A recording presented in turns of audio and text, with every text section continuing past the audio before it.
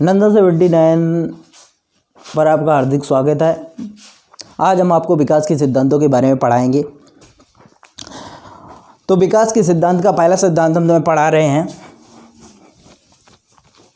निरंतरता का सिद्धांत। निरंतरता का सिद्धांत ये कहता है कि विकास जो है अविराम प्रक्रिया है। विकास कैसी प्रक्रिया है? अविराम। विकास एक अविराम प्रक्रिया है, मीन्स विकास कभी तीव्र होता है और कभी मंद होता है, लेकिन विकास कंटिन्यू चलता रहता है। विकास कभी रुकता नहीं है। विकास तीव्र और मंद हो सकता है, किसी अवस्था में विकास तीव्र हो जाए, किसी अवस्था में विकास मंद भी हो सकता है, लेकिन विकास रुकेगा नहीं। इसलिए विकास को क्या कहा जाता है? जन्म से मृत्यु तक चलने वाली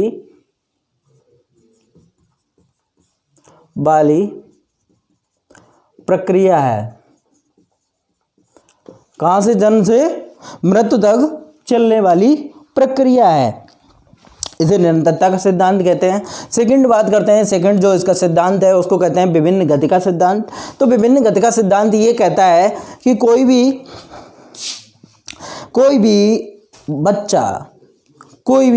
बच्चा यदि बचपन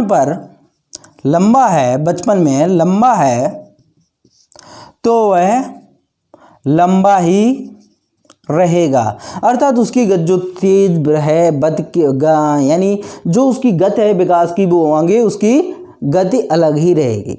यदि कोई किसी का बचपन में छोटा है, जिसका छोटा कद है, उसकी गति छोटी ही रहेगी। ये विभिन्न गति का सिद्धांत कहते हैं। अर्थात विकास की गतियां भी विभिन्न होती हैं। जैसा जिसका बचपन से स्टार्टिंग होती है उसकी गति भी वैसी होती है। यदि कोई बच्चा तीव्र मस्तिष्क का है, तीव्र माइंड का है, तो उसका जवानी पर भी तीव्र वो रहेगा। ये व्यक्तिगत के विभिन्न गति का सिद्धांत कहते हैं। नेक्स्ट सिद्धांत की बात करते हैं व्यक्तिगत विभिन्नता का सिद्धांत। तो व्यक्तिगत विभिन्नता का सिद्धांत ये कहता है, व्यक्तिगत मीन्स पर्सनल, प्राइवेट, निजी। तो निजी विभिन्नता का सिद्धांत ऐसा होता है, एक ही माँ बाप के बच्चे अलग अलग सामाजिक विकास, नैतिक विकास, कॉग्निटिव डेवलपमेंट, संज्ञानात्मक विकास सभी में अलग अलग होता है। ऐसा नहीं होता है कि व्यक्तिगत एक ही माँ बाप के बच्चे एक ही जैसे हों, ऐसा नहीं हो सकता है। तो व्यक्तिगत विभिन्नता का सिद्धांत ये कहता है कि प्रत्येक व्यक्ति की विकास जो है सभी के अलग अलग होते हैं, सभी की मनोवृत्तियाँ अलग होती हैं, सभी की रुचियाँ अलग होती हैं, सभी के अलग अलग विकास होते हैं। नेक्स्ट बात करते हैं निश्चित क्रम का सिद्धांत। तो निश्चित क्रम का सिद्धांत ये कहता है कि जो गामक और भाषा का विकास एक निश्चित क्रम में होता है। एक निश्चित क्रम में होता है। जैसे 36 का बालक जो है उल्टा व्रत बनाता है और 52 का सीधा, और जबकि 70 का उल्टा व्रत बनाता है। तो ये विकास सभी के एक निश्चित क्रम में होंगे। अगर कोई भी बच्चा एक निश्चित 3 महीने में आपावादा धुन निकालने लगता है, 1 महीने 2 महीने में धुन, तो सभी बच्चे उसी क्रमिक विकास में होगा। ऐसा नहीं कि छोटा बच्चा ही डायरेक्ट सेंटेंस या शब्द बोलने लगे। भाषा का विकास, गामक विकास वे किस क्रम में होंगे? एक निश्चित क्रम में होंगे। ऐसा नहीं कि उनका क्रम अलग अलग हो। वो विकास जो है निश्चित क्रम में होंगे। कौन कौन से? जैसे गामक विकास, भाषा का विकास, वो सभी निश्चित क्रम में होंगे। तीव्र या मंद हो सकते हैं, लेकिन उनका क्रम निश्चित होगा। ठीक है। अब बात करते हैं एक ही दिशा का सिद्धांत, जिसे सेपोलोकोडल थ्योरी कहते हैं। तो सेपोलोकोडल थ्योरी में बात करते हैं कि एक ही दिशा का सिद्धांत जिसे कहते हैं, तो एक ही दिशा के सिद्धांत का मतलब होता है कि विकास दिशा युक्त होता है विकास की एक दिशा का सिद्धांत ये कहता है कि विकास जो है सिर से पैर की ओर, सिर से पैर की ओर होता है। विकास किधर होता है? सिर से पैर की ओर। विकास सिरोमोद्मुखी होता है, अर्थात सिर से पैर की ओर होता है। विकास पहले सिर का विकास होता है, अर्थात सिर से पहले बुद्धि का विकास होता है, यानी जो भी हमें संज्ञानात्मक विकास होते हैं उसके बाद हमारे पैर की तरफ चलते हैं, शारीरिक विकास होते हैं। अब बात करते हैं सिर से पैर की ओर विकास। इस सिद्धांत के अनुसार पहले बालक अपनी आंखों पर नियंत्रण करता है, अपने सिर पर नियंत्रण करता है, उसके बाद अपने हाथों पर नियंत्रण करता है, उसके बाद उसके अपने पैरों पर नियंत्रण करता है, उसके बाद अन्य गतियां करता है। तो विकास के जो एक ही दिशा का सिद्धांत, जिसे सेफेलोपोडल थ्योरी भी कहते हैं, तो इसका मतलब ये होता है कि विकास सिर से पैर की ओर होता है। नेक्स्ट बात करते हैं एकीकरण का सिद्धांत। अब एकीकरण का सिद्धांत की बात अगर हम करें तो एकीकरण का सिद्धांत ये कहता है कि पहले जो है बालक क्या करता है? पूरा अंग चलाता है, पूरा अंग चलाता है, पूरा, यानी जैसे अगर वो हाथ उठाएगा तो पूरा हाथ उठाएगा, तो यानी पूरे हाथ पर पहले वो नियंत्रण करना सीखता है। फिर उसके बाद क्या करता है? वो है अंगुलियों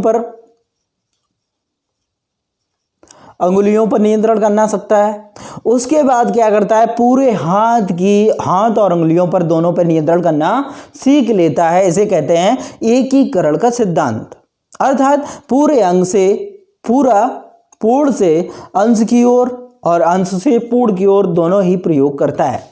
पूरे हाथ का पहले नियंत्रण करता है, फिर उसके अंशों पर, अंगुलियों पर, फिर अंगुलियों और हाथ को एक साथ नियंत्रण करके जो चाहता है उनमें से वो उपयोग कर लेता है। लेकिन अगर बात करें तो प्रारंभ में क्या करता है? वो किसी की ओर इंडिकेट करेगा तो पूरा हाथ ही उठाएगा, लेकिन बाद में क्या करता है? वो जिस ओर उंगली करेगा वही उंगली उसकी ओर इंगित करेगी, जो उपयोग जिस उंगली का उपयोग करना चाहेगा। तो बात हो गई एकीकरण का सिद्धांत, अर्थात उनमें हाथ और उंगलियों में एकीकरण हो गया, इसलिए दोनों का भी जिसका चाहे उसका उपयोग कर सकते हैं। ठीक है, अब बात करते हैं समान प्रतिमान का सिद्धांत। तो सातवां हमारा समान प्रतिमान का सिद्धांत है। समान प्रतिमान का सिद्धांत ये कहता है कि मनुष्य का बच्चा मानव ही होगा और पशु का बच्चा पशु ही होगा, मतलब उसका प्रतिमान समान रहेगा। अगर कोई पशु का बच्चा है तो वह उसी जैसा होगा, कुत्ते का बच्चा कुत्ती जैसा ही होगा, मानव जैसा नहीं हो सकता है। समान प्रतिमान का सिद्धांत यही कहता है कि मानव का बच्चा मानव जैसा होगा और पशु का बच्चा पशु जैसा होगा। समान प्रतिमान का सिद्धांत यानी प्रतिमान सभी के एक समान रहते हैं। वह जिस जात से बिलोंग करता है उस जात के गुण सारे आएंगे, उसमें उसका प्रतिमान रूप उसी जैसा होगा। अब बात करते हैं वर्तुलाकार का सिद्धांत, जिसे स्पाइरल थ्योरी कहते हैं। अब स्पाइरल थ्योरी का मतलब ये होता है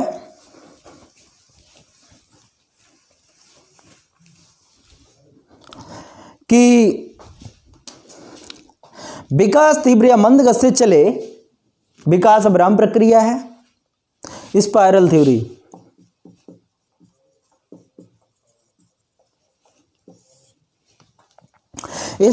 ये कहते हैं विकास तीव्र या मंद गति से चले लेकिन अविराम प्रक्रिया, यानी रुकता नहीं है।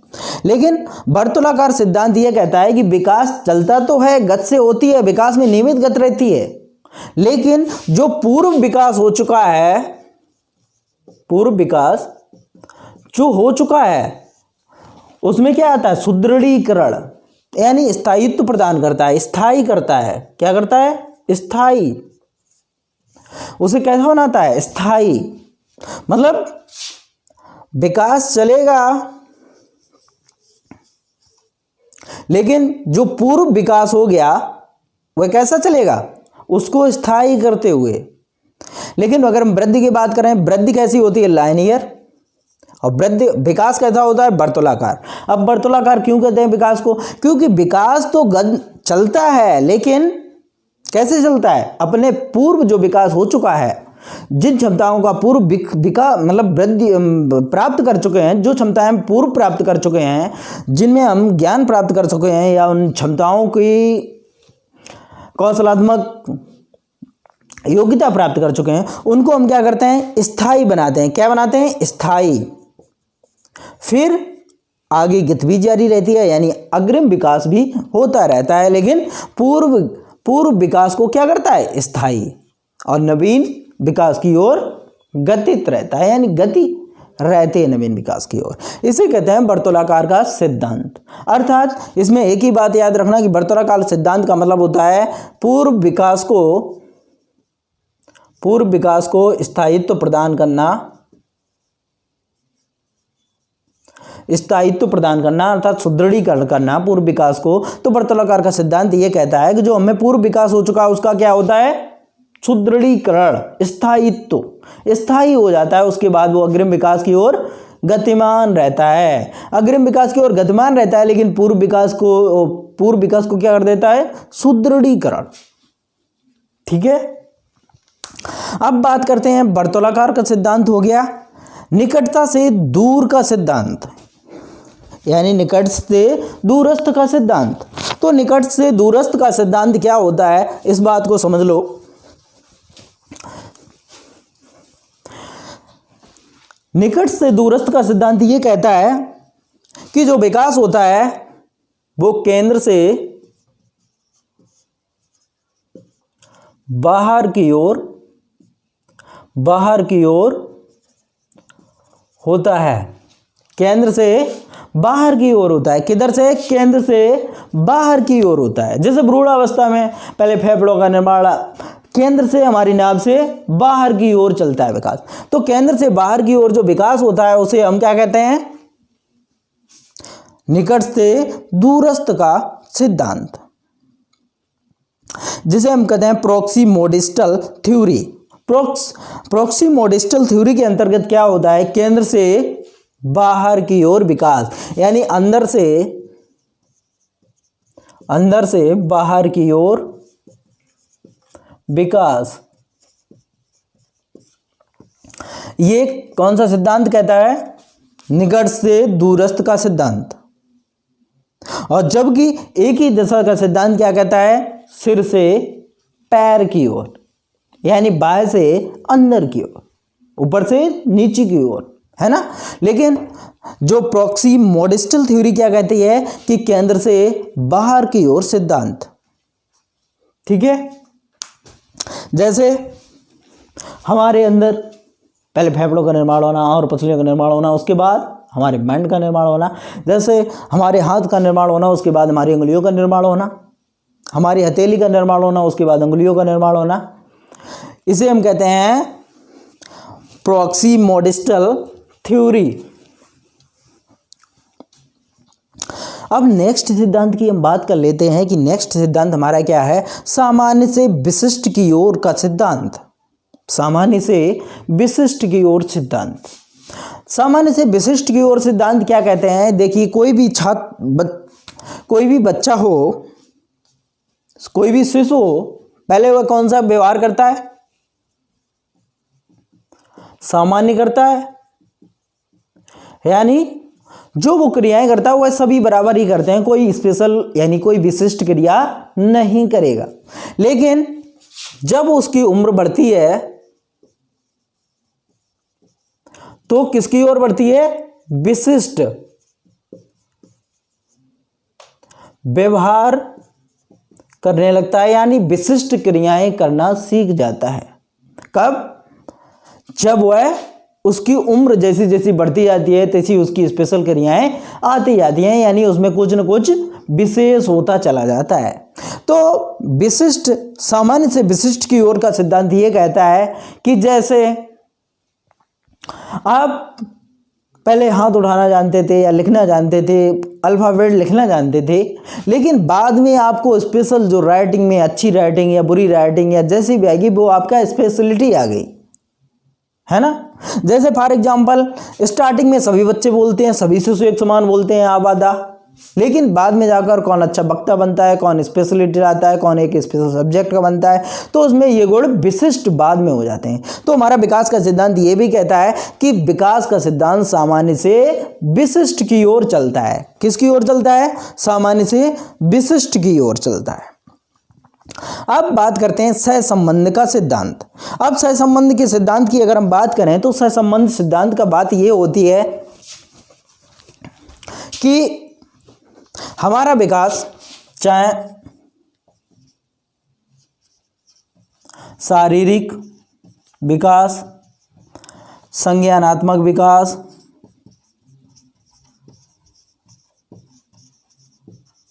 भाषा विकास,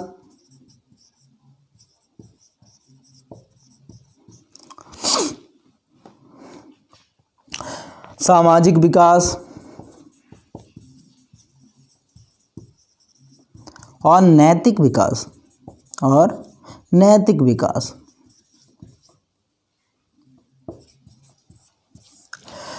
शारीरिक विकास, संज्ञानात्मक विकास, भाषा विकास, सामाजिक विकास, नैतिक विकास, ये सभी विकास केवल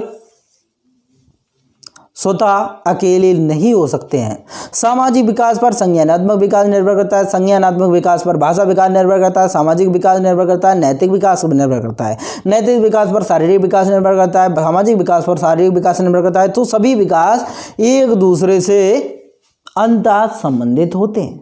ऐसा नहीं है कि शारीरिक विकास हमारा हो रहा है लेकिन हमारे नैतिक या सामाजिक या भाषा विकास ना हो। जैसे जैसे हमारी एज बढ़ती जाती है वैसे वैसे हमारे विकास भी होते जाते हैं और एक दूसरे पर निर्भर करते हैं। इसे कहते हैं सहसंबंध का सिद्धांत। यानी एक विकास स्वतः नहीं माना जा सकता है, सभी विकास एक दूसरे पर निर्भर करते हैं। अब बात करते हैं वंशानुक्रम तथा वातावरण का अंतःक्रिया का सिद्धांत। तो वंशानुक्रम तथा वातावरण की अंतःक्रिया का सिद्धांत की अगर हम बात करें,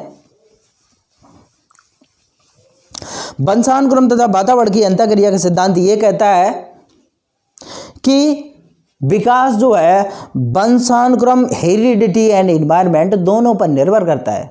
विकास ऐसा नहीं है केवल हेरिडिटी पर निर्भर करता हो, विकास ऐसा भी नहीं है केवल वातावरण पर निर्भर करता हो। विकास दोनों की अंतःक्रिया का परिणाम है। अर्थात वंशानुक्रम से भी विकास का संबंध है और वातावरण से भी विकास का संबंध है। यदि तुम्हें वंशानुक्रम से जो गुण मिलते हैं उनका विकास एक अच्छे वातावरण मिलेगा तभी उनका विकास होगा। केवल ऐसा नहीं तुम्हें गुण जो भी डेवलप होने हैं वो केवल वंशानुक्रम से ही हो जाएं या केवल वातावरण से ही हो जाएं, बल्कि दोनों का परिणाम होता है विकास। अब बात करते हैं, नेक्स्ट है, लास्ट है जो भविष्यवाणी का सिद्धांत। तो भविष्यवाणी का सिद्धांत ये कहता है कि जिसका विकास किया यदि उसके बारे में हम रिसर्च करें, अनुसंधान करें या उसकी जांच करें या उसका निरीक्षण करें तो हम पा लेंगे कि उसका विकास कैसा होगा, वह क्या कर सकता है, वह इसकी जीवन कैसा होगा, उसका फ्यूचर कैसा होगा। इसलिए विकास का सिद्धांत ये भी कहता है कि विकास के द्वारा हम भविष्यवाणी भी कर सकते हैं। विकास में क्या गति चल रही है, विकास धीमा चल रहा है कि मंद चल रहा है कि नहीं हो रहा है कि विराम अवस्था में, किस अवस्था में। तो इस अवस्थाओं को देखकर और उसका निरीक्षण करके हम ये भविष्यवाणी भी विकास कर सकता है। तो आज के हमने आपको सिद्धांत पढ़ाए और मेरा चैनल सब्सक्राइब करें, लाइक करें। आगे के वीडियो में हम आपके लिए लाते हैं नए वीडियो।